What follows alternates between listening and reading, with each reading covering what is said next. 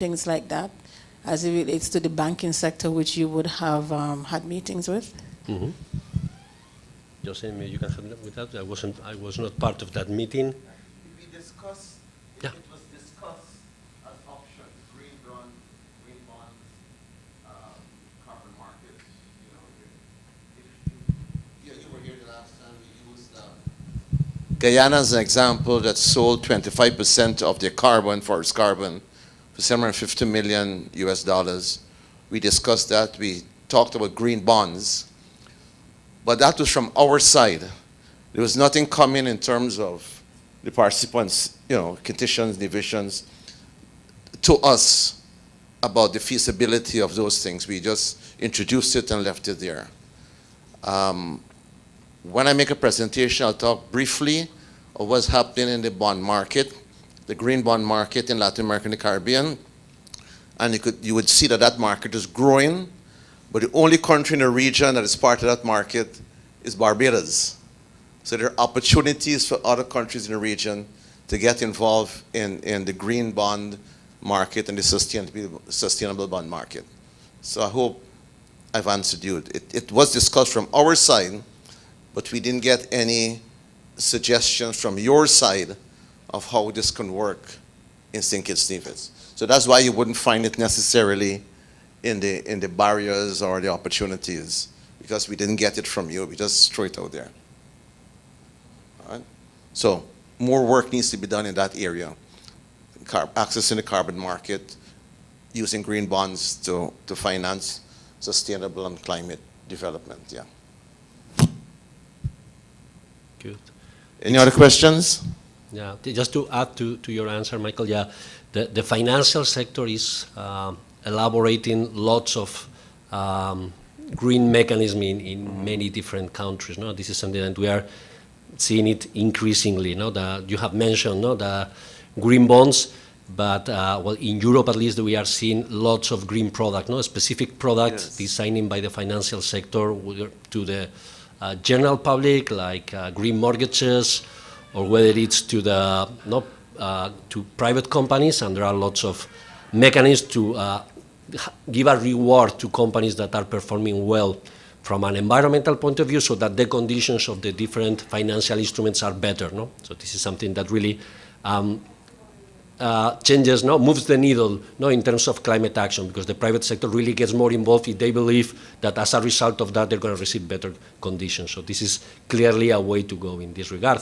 And it can be linked to the first proposal that we had yesterday. If you remember, the first concept idea that we presented yesterday was about designing financial mechanism in the country, so that the private sector here can have access to this type of green finances. So this is something that we really should be looking at when it comes to the development of this concept node. Okay. Yeah.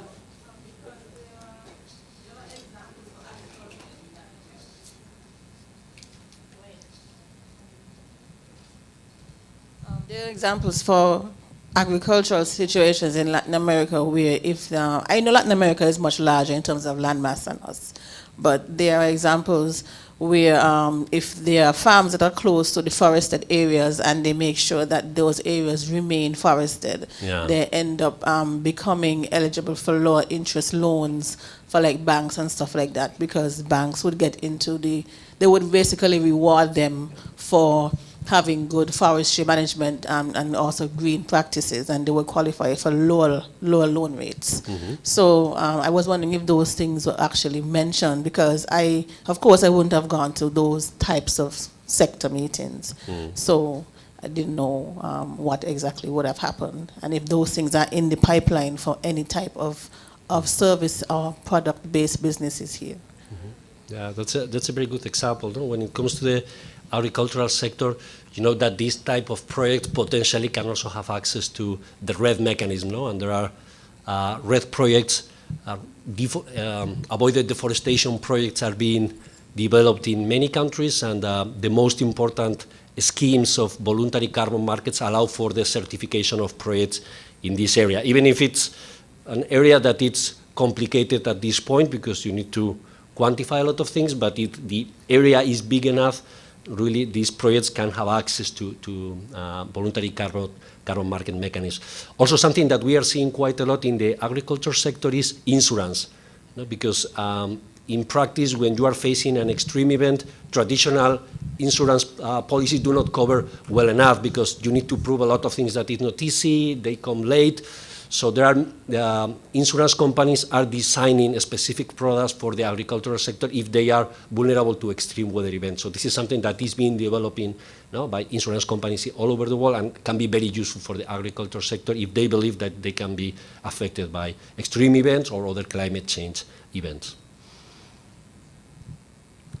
Tell you. So just to add to what Natasha Leda said, perhaps I think we have a reserve management area called the St. Mary's Biosphere. So communities, community-based enterprises around there perhaps could participate in a RED plus type climate mitigation project if it is designed. But I think one of the gaps would be for the banking sector or banking and financial services. They have to understand these options and opportunities in order to be able to create credit lines and programs. Here, while they identify the focus, water management, but also we saw from the call for proposals, another area that I think the credit union flagged is that of sustainable housing and affordable sustainable housing, so that's also another area. But they're looking at meeting people's needs where they are, but also finding a way to understand how to create credit lines, how to incorporate blended finance to also lower the cost. Because the big challenge is, yes, you might involve the banks and they might decide to create programs, but the affordability of their loans becomes an issue. Because if it's still a high percentage, the issue is a lot of these are based on collateral-based lending practices, and then you have to have that collateral. So if one of the ways of bridging those gaps is to kind of have them maybe create a secured, secure transaction program reform, where they can accept additional things as opposed to just land for collateral, that might make it a little easier to access.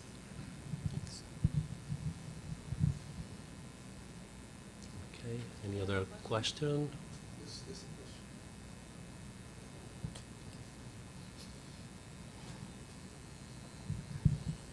What we discussed it in the last meeting, but it's something we're mentioning again. For the banking sector, it is very difficult for persons in agriculture to secure loans. Oftentimes you have to use your own personal collateral because there's the issue of risk, high risk, and there is little avenues, well, at least in St. Kitts and Nevis, for the procurement of agricultural, let's say, risk insurance. So that becomes a problem when you're trying to apply for a loan, an agricultural loan. So I have experienced that myself, and it's something that I think that needs to be addressed by the banking sector. Yeah, that's probably a broader problem than climate change, but still it's obviously a very big barrier, if we really want to implement actions and due to those requirements it's not possible to receive finance, we have a problem. So this is something that we need to address clearly. The private sector facility that we are targeting, or initially targeted on this project, does have funding for de-risking, and probably in the portfolio when finance is put together, there'll be some funding for de-risking, like loan guarantees and so on. So once the demand is there and once the projects, their proof of concept that there is a demand out there, viable activity, I think some de-risking funds could be available. But that's an issue facing the agricultural sector forever and throughout the region. Any other questions?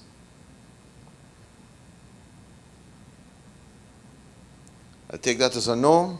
No, so we're just in time for the coffee break. Yes, okay, so how long do we have, Telly, you know? So we have, we just say 20 minutes because I would like everyone to go outside for pictures. Okay. I wanted to, maybe you should do pictures first before we eat. Yeah, okay, so let's get some pictures done Okay. on the outside.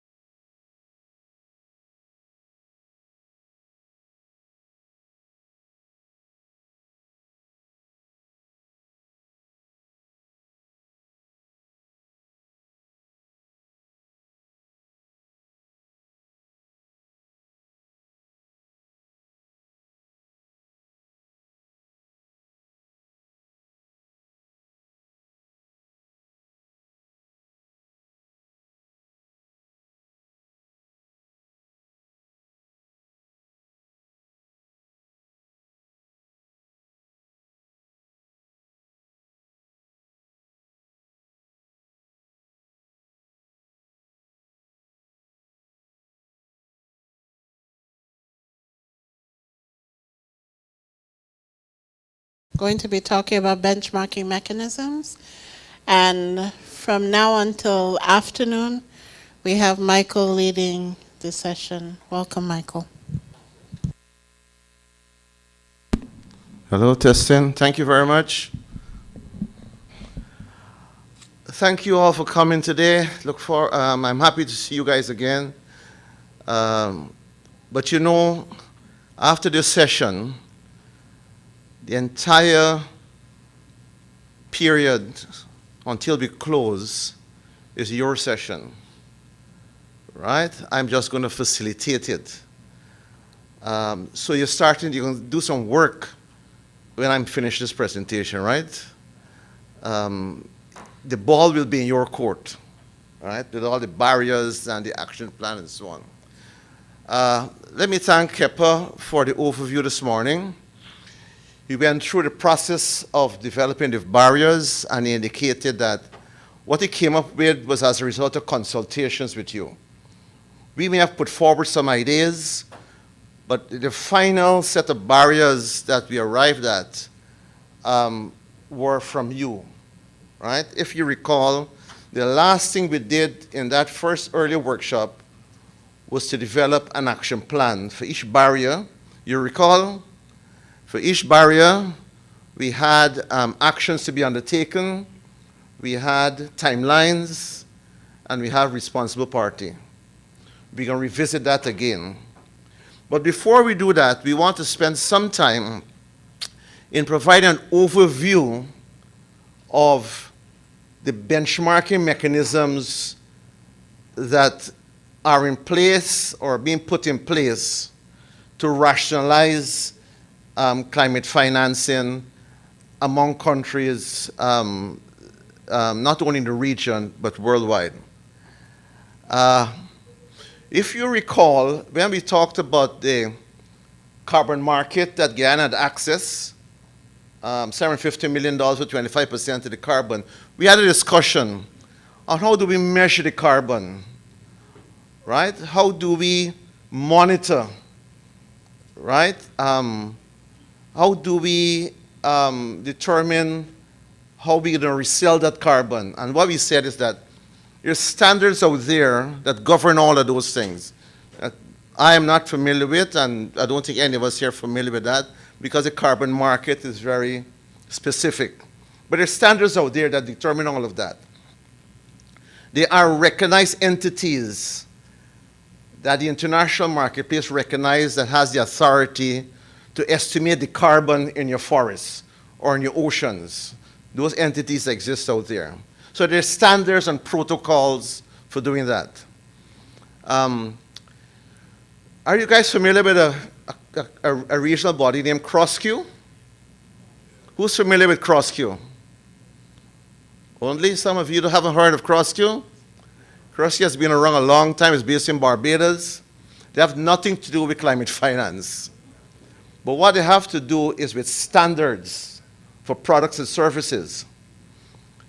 And what CrossQ and its member Bureau of Standards in the region, including St. Kitts, does is that they produce standards for products and services, but they ensure that those standards are based on international protocols and conventions.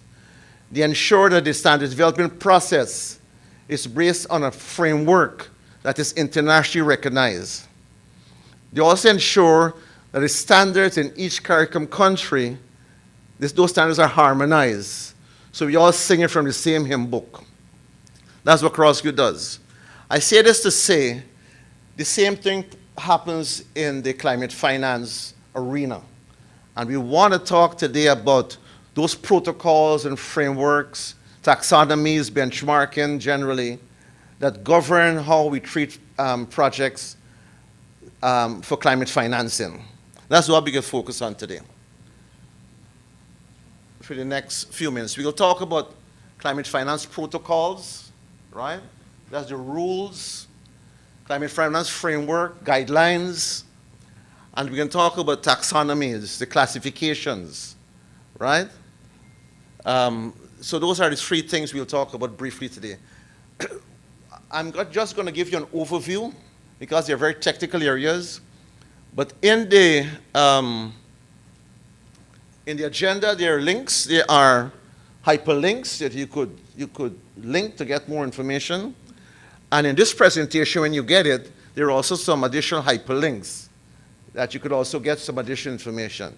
But this is just to inform you and to educate you on what is happening out there with these benchmarking mechanisms. We normally define climate finance as the flow of resources. But primarily these days it's from developed to developing countries. Developed because they have their money. But increasingly what we want to do is to mobilize domestic resources, have the private sector engage more in climate-related investments, have commercial banks and credit unions involved more in lending. So I'm hoping that we can change this definition from developed to developing countries so that we can define it in such a way to include domestic financing. But as it is now, there's very little, if any, domestic financing for climate change, right? All the financing is secured from abroad. The Caribbean is one of the more vulnerable areas, right, that are negatively impacted by climate change. Our contribution to carbon emissions is minuscule, insignificant. But you know, we bear the brunt of the effects of climate change, right? And to deal with that, we need the financing. We don't have resources to do it on our own. We need international financing, right? To deal with the impacts and as well to make our own contribution to low carbon development. Even though we hardly make any contribution to the carbon, we're still going to play our role as a member of the international community in helping to reduce carbon emissions. But a place like, a country like St. Kitts and all the Caribbean countries, there need to be greater emphasis on adaptation, not forgetting mitigation, but adaptation. In terms of global best practices, I talked about standards and protocols related to the carbon market, related to the development of standards outside of things. But it's the same thing with climate change. Whereas in standards for trade, the ISO, right, is the benchmark that you use. In the area of climate financing, it's now being developed, and so you have green bond principles, green loan principles, climate finance, sometimes called climate finance and sustainable taxonomy, right? And these are crucial for you to be part of the international marketplace. You know, to be singing from the same hymn book. St. Kitts doesn't have its own definition of what climate finance is and what constitutes a climate finance investment. There are international protocols and standards for that. And if you have a bond, how do you define whether that bond is a climate-related bond? Whether the green bond is in fact a green bond? You do that because there are international conventions, right? The international conventions around that. Now, when you get this handout, you'll see, you could go to these links to get some additional information on green loan principles and green finance taxonomy and green bond principles. You could get more information on that. And we need to pay, I think, the financial institutions, and I need the credit unions here, and has been here all throughout, to look at these instruments, green bonds, sustainable bonds, and see to what extent you and other financial agencies on St. Kitts and Nevis could get into that marketplace, all right? Green bonds are fixed income securities. They're actually debt securities, right? We're not going to go into what green bonds are, but this is what we're talking about. A sustainable finance taxonomy is a classification system that classifies economic activity according to the environmental impact. So if you have a project and you want to know whether or not it could be classified as a sustainable or climate-related project, you could look at the climate finance taxonomy and you could look at the sustainable finance taxonomy. And we give you the links. You can look at that and determine whether or not that classifies. So for the credit union, for example, I checked the classification of on lending for housing construction, climate resilient, and low carbon housing construction, and it fits into that taxonomy. That is recognized as a climate financing activity as an example, right? So those standards are out there, right? We need to bear in mind. Now,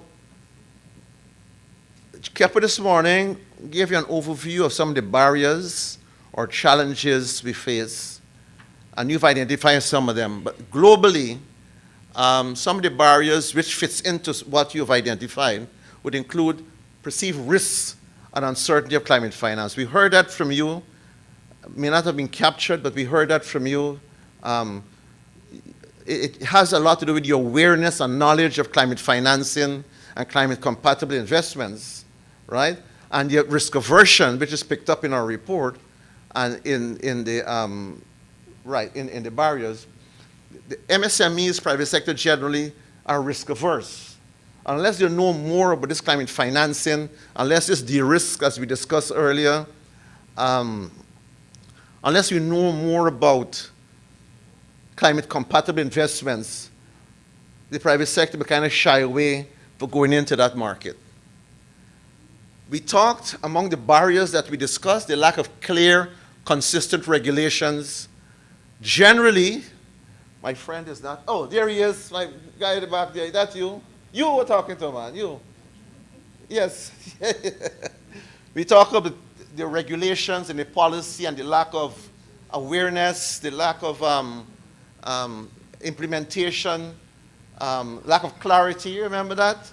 And we came up with some nice recommendations we'll look at today again. So regulations and policy, and when we talk about policy, we're talking about policy and regulations. They go together, right? Because you have to have the policy, and for the policy to have feet and to be meaningful, you may have to have regulations to ensure that that policy is adequately implemented. So whenever you see regulations, think regulations and policy. Whenever you see policy, think policy and regulations, right? So when you get together for your teamwork after my presentation here, bear that in mind. Policy would mean policy and regulations, all right? We talked in Kepa's presentation, he talked about lack of capacity, not only to access the financing, so there's a problem with even access to finance, even though there's an absence generally of climate-specific financing, but also managing climate finance projects, right? And then finally, the awareness of climate finance opportunities. I don't know how many of you before our intervention ever heard about the Green Climate Fund, right? And I think after today, you'll be in a better position to understand what the Green Climate Fund does and how you can access funding through the NDA for your projects. My colleague Jocelyn yesterday gave you an overview of a number of other funding opportunities, which I hope you took note of. And look at the handouts and look at those opportunities. I urge you to click on those links and to explore what those opportunities are. Okay, some of the benchmarking mechanisms that are out there are climate finance protocols. These are standards that define what constitutes a climate finance investment, right? And by adhering to these protocols, it means that your investment project would be internationally recognized, all right? So that's the first benchmarking mechanism we want to just talk about.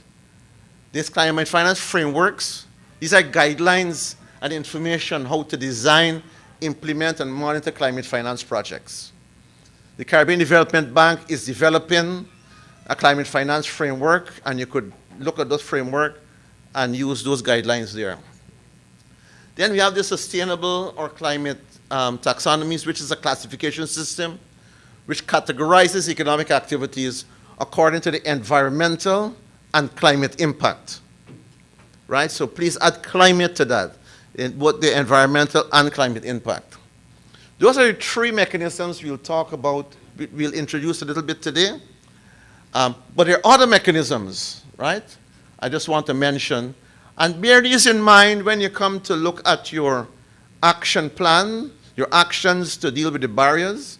Bear some of these things in mind, right?